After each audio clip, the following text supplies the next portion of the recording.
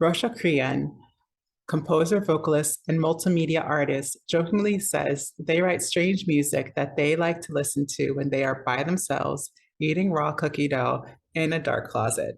But in truth, their music has been referred to as being funny and virtuosic.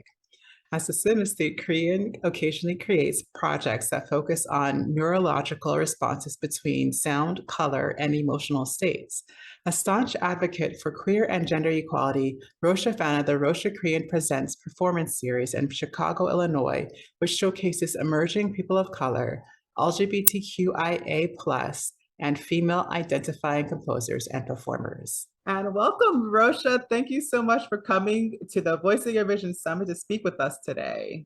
Thank you for having me. Yay. You are such an excellent being, and I'm so glad that people will see the possibilities of creativity and tuning in that you bring into the world. Appreciate that. Thank you. If you could give a little bit of a rundown, let's talk about what you do create and bring into the world and see if you can manage to get everything in. I know. I was just say, oh my God, what do I put in number one, number two, number three slots? This is not by priority, guys. Doesn't necessarily have to be. So yeah, I'm a composer, visual artist, painter, illustrator. I am a multimedia artist as well. I create larger installations for many galleries around the continental US. I am also a pretty public witch and spiritualist and occult researcher. I am also a tarot reader and a Reiki master teacher. And I'm also a certified art therapist, as well as a trauma counselor and specialized therapist as well. So I would say I keep myself pretty preoccupied.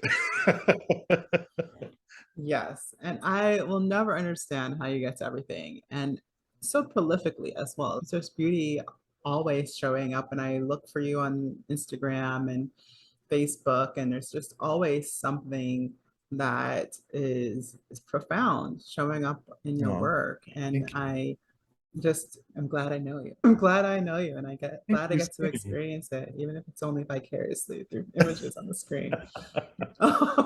And sounds on the screen. I've been doing so much, and really the music is how I found you. Just a little bit of that story is I did a cycle of Roshas way back now, right? It must have been 2016.